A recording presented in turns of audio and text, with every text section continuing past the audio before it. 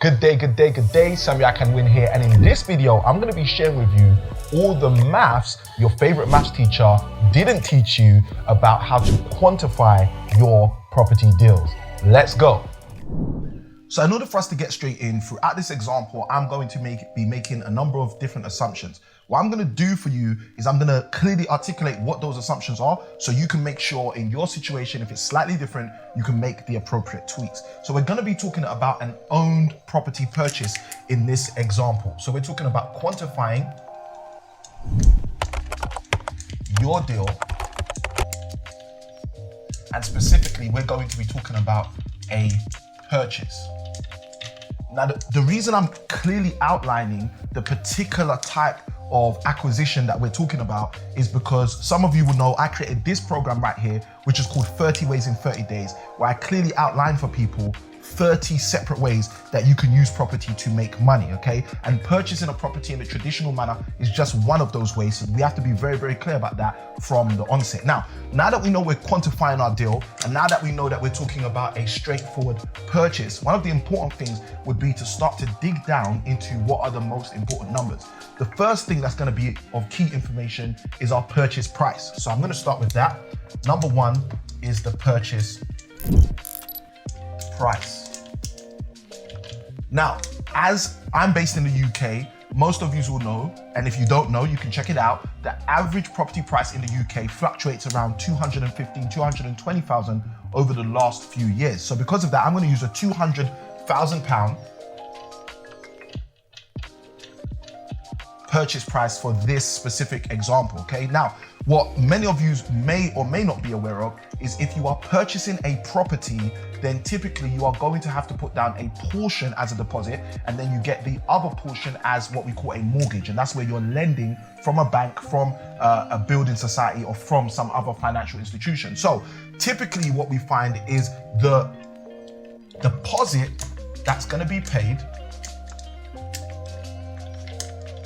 and this is specifically if you are buying this property as an investment property. Now, if you're buying a property as a first-time buyer, an FTB as we call it, then you're buying a property for yourself. And this will change because you'll be able to buy that property with a 10% deposit, 15% deposit, and in some cases using Help to Buy, maybe even a 5% deposit. But in this case, we're talking about purchasing as an investment property and therefore needing a 25% deposit. Now, with a deposit at 25% of the purchase price, that means our deposit is going to be £50,000 in this example, and that's a 25% deposit, okay? So the moment we now know we have a 25% deposit, the moment we now know we have a £200,000 purchase price, then with a 25% deposit of 200,000, that's a £50,000 deposit, and that also gives us an indication on how much our mortgage is going to be as well. So the amount of money we're going to need to borrow or lend in order to add to this 50,000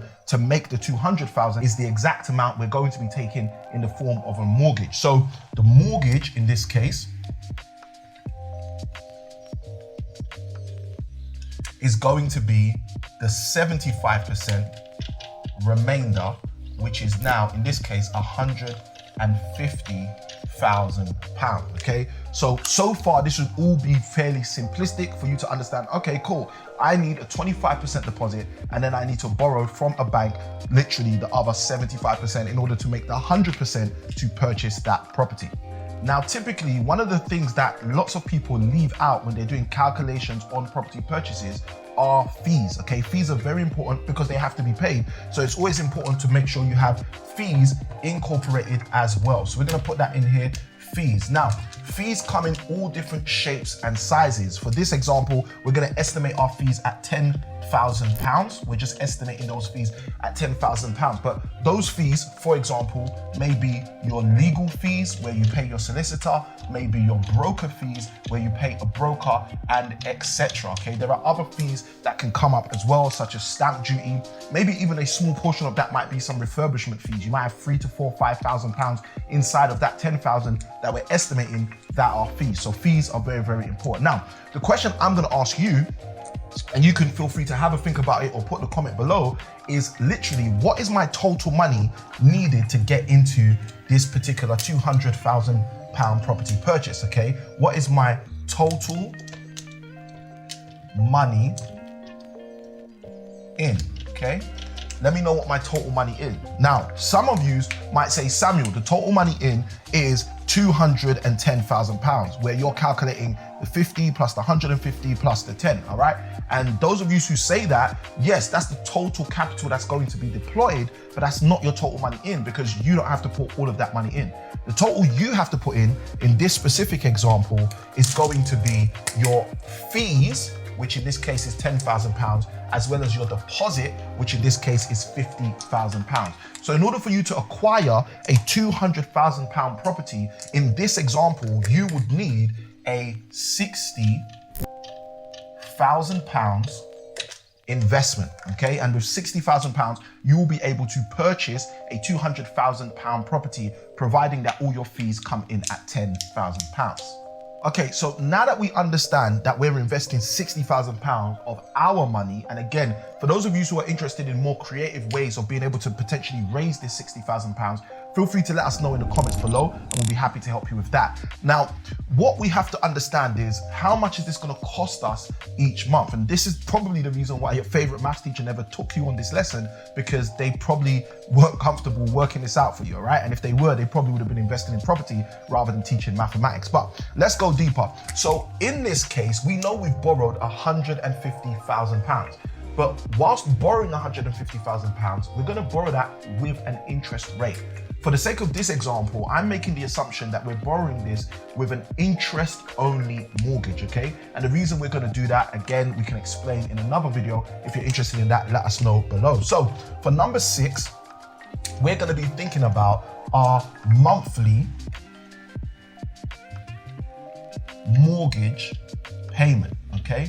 So what is our monthly mortgage going to work out as? Now, this is fairly interesting, because if we take the amount we're borrowing, which is 150,000, and we subject it to a specific interest rate, in this example, I'm going to use 3%, okay?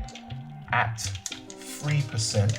Now, some of you are going to be saying, but Samuel, 3% is not accurate for this current climate. Well, the reality is this current climate isn't the general consensus. So what you can do, if you're trying to calculate a deal right now for the current climate, you might want to double this percentage rate, and thus it will have a doubled effect on your actual maths that you're going to be doing later. But for those of you who understand, okay, cool, I'm back into a season where I can get a 3% interest rate, you'll be happy to be able to use this percentage right here. So at a 3% interest rate, we're able to see that our monthly mortgage is £375 per month, okay? Per month. And for those of you who are thinking, Samuel, how did you get to £375 per month? Here's 2 quick tips. 1, you can go find mortgage calculators on the Rightmoves and the Zooplas of the world.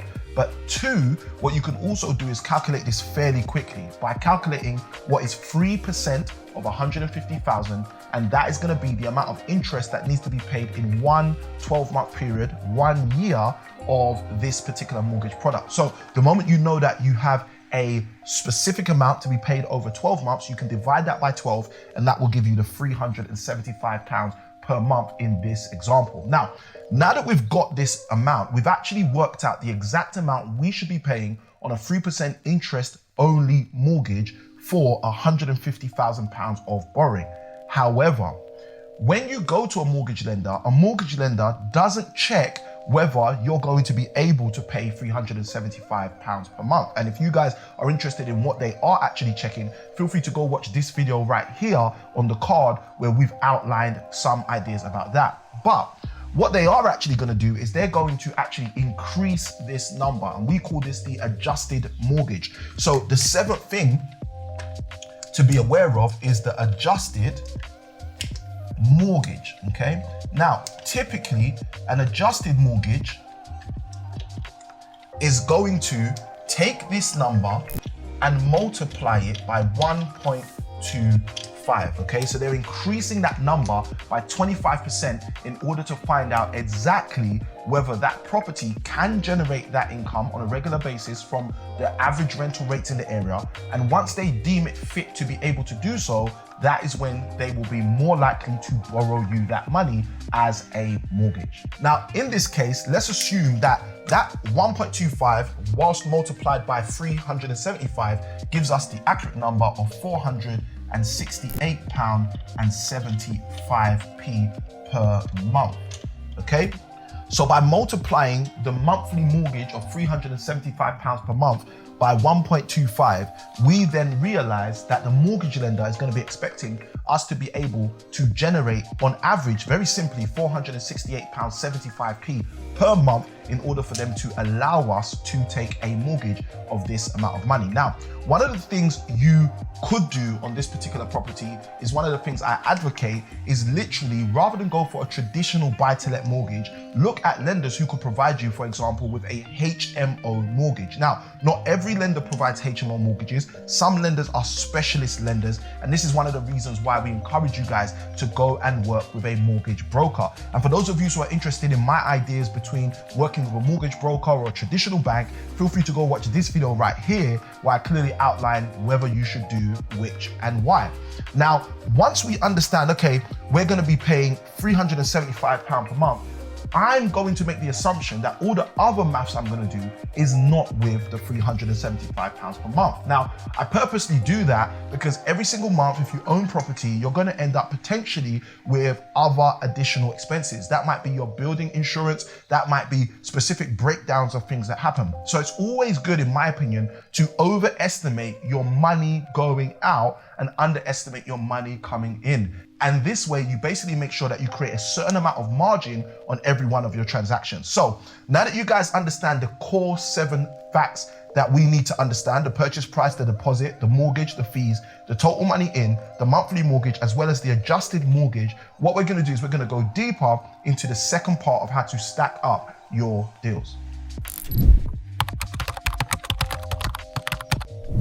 So now that we've outlined the core variables in terms of understanding what needs to be laid out as a foundation, let's go a little bit deeper into calculating the real aspects to quantify this deal. Now, I mentioned a moment ago about potentially looking at HMO mortgage products. And the reason I did that is because I want to use this example to get even more advanced so you guys can really see, okay, cool, this is how this can work for me. Now, for those of you who are doing single net properties, this is going to be real simple. Just plug in the numbers for that property. But for those of you who are doing property projects like HMOs, you can actually use this in another way. So let's say, for example, the specific property we're looking at is a 4-bedroom and 2-reception property, okay? Now, if we're looking at a 4-bedroom, 2-reception property, what we're able to do is say to ourselves, well, hold on a minute, if we have the adequate amenities, if we meet the adequate standards in the specific locality that we're actually trying to set this property up, we could actually use this as a house with 6 bedrooms, okay? We could use this as a house with 6 bedrooms. Yes, we have to get compliant. Yes, we have to follow certain guidelines. And for those of you who are interested in that, feel free to leave a comment below. Let us know. We can do a video on how you basically do all of that. Now, the interesting thing with 4 bedrooms and 2 receptions, we could say, well, our number of rooms, this will be point number 8, the number of rooms in the specific house we're setting up is 6 rooms, okay? Now, let's say in this particular property that we have with 6 rooms, each of those rooms has an average rental rate of £400 per month, okay? So the average rental per room, in this case, we're saying could be £400 per month. So my question to you is, if we're making £400 per month on average per room, and there are 6 rooms in the house, how much revenue are we generating every single month in this property? Let me know in the comments. And for those of you who are quick with the maths, you know already that the monthly total income of this particular property would be £2,400 per month, okay? So we're generating £2,400 per month on this HMO property with 6 bedrooms, literally generating £400 per month per bedroom. Now, there's a few more details we're going to go into, because typically an assumption that is usually made if you're doing HMOs is that you're going to pay bills. So let's assume that we've got 6 rooms. So let's assume we've got £600 of bills per month, okay?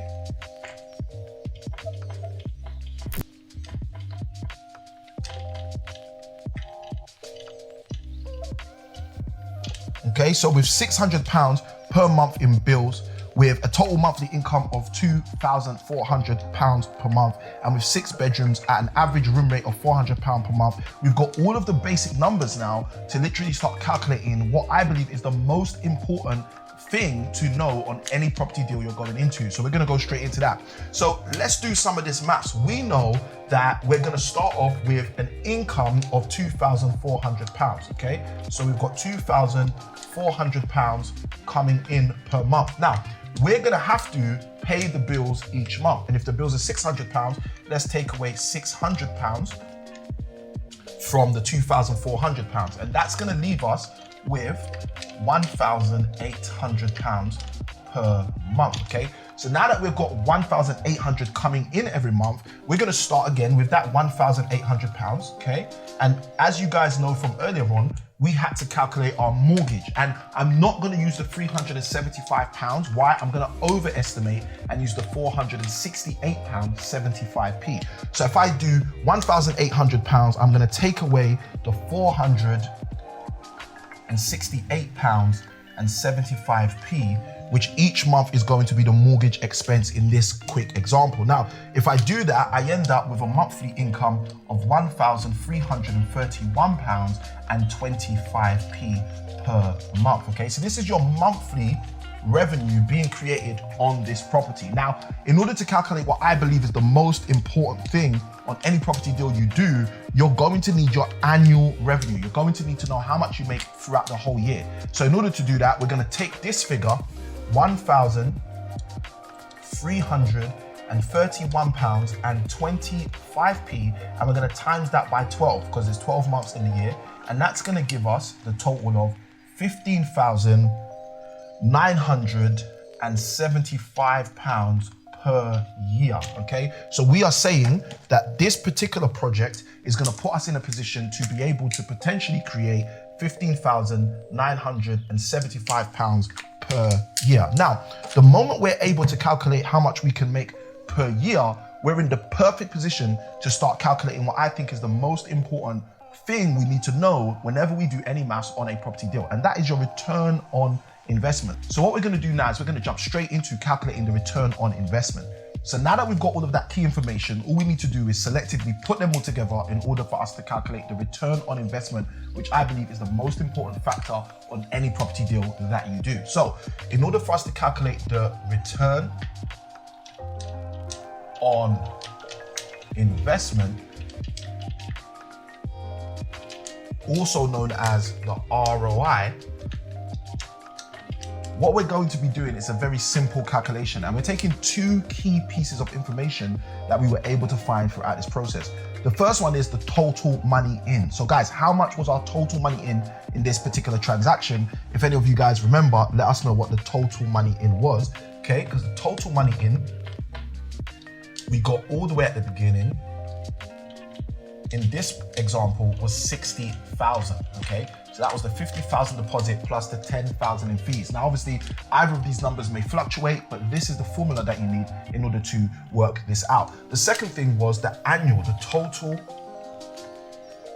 annual revenue. Okay, and the total annual revenue in this example was £15,975 per year. So what we're going to do is we're literally going to switch these and calculate the ROI by dividing them by each other. So the ROI is equal to the total annual revenue, £15,975, divided by 60,000 in this case, which was the total money invested. Now, we typically want to look at the return on investment as a percentage. So straight after we do this division, we're going to times the answer by 100. Okay, we're going to times that answer by 100 in order for us to get the exact return on investment. Now, if you do that maths, what you will get is 26.625, which I'm just going to round up for the sake of this video as 27% return on investment. Okay, so that's exactly how you calculate how you can find the return on investment on your particular property deals and quantify them to see whether they stack up for you or not. Hopefully this has been extremely helpful for you, me sharing with you exactly how to calculate the return on investment to quantify your property deals. If you're someone who went through this calculation and you're saying, Samuel, I literally needed that, thank you ever so much for providing that, feel free to hit that like button. And side by side with that, why not consider hitting subscribe and the bell notification so you can keep up to date every single time we drop another video. And if you're one of the people who already subscribed to the channel, well, you know what to do. Leave a comment below and let us know what was the best thing that you took away from this video. With that being said, Samuel ICanWin, I'm signing out, and maybe you should go watch this video right here where I'm gonna clearly outline the difference between good deals, bad deals, and ugly deals. I'll see you guys on the next one. And as I usually say, remember that it's small keys that open big doors.